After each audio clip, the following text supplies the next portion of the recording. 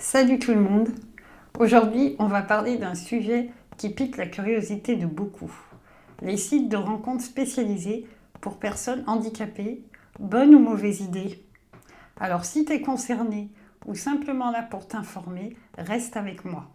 On va en discuter sans langue de bois et avec une bonne dose d'humour.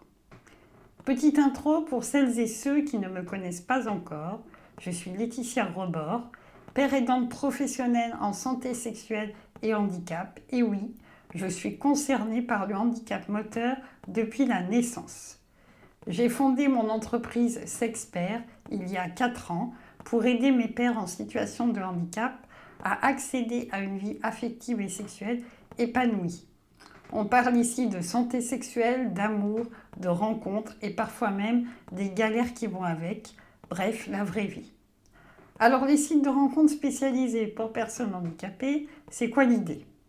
Des plateformes comme MyHandy+, HandyLove, HandyMeet ou bien d'autres encore proposent un espace dédié aux personnes handicapées pour rencontrer des gens. Leur promesse, une communauté bienveillante où on se sent compris et accepté. Sur le papier, c'est plutôt cool, non? On évite les malaises, les préjugés et on se sent direct dans un espace safe. On y trouve des gens qui partagent des expériences de vie très similaires. Mais est-ce que c'est vraiment aussi inclusif que ça en a l'air? Et là, c'est le moment où je casse un peu l'ambiance.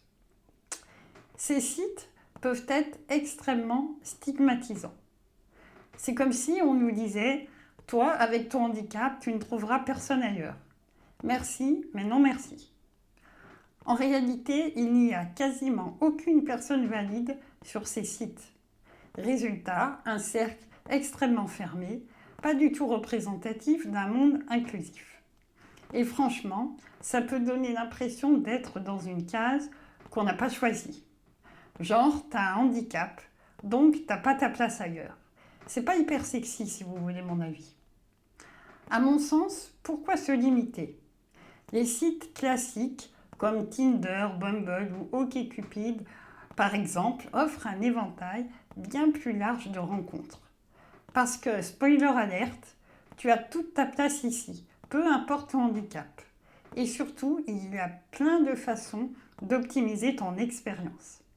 Alors concrètement, comment mettre toutes les chances de ton côté sur ce genre de plateforme?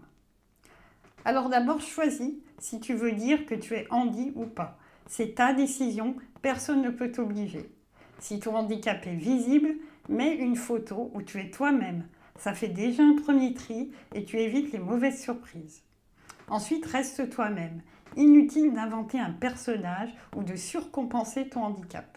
Si la personne n'est vraiment pas à l'aise avec qui tu es, c'est simple, next. Ensuite, rencontre vite in real life. Ça évite de fantasmer sur quelqu'un et de tomber de haut. Une rencontre en vrai te dira très vite si le feeling est là. Surtout, prends ton temps. Pas besoin de s'emballer tout de suite, sauf pour des raisons qu'on ne détaillera pas ici. Apprends à connaître l'autre, sois naturel. Et surtout, un dernier conseil. Des échecs, c'est normal. Tu vas vivre des déceptions, comme tout le monde. Mais ne prends pas ça comme une fin en soi. Chaque rencontre, même foirée, est une véritable expérience.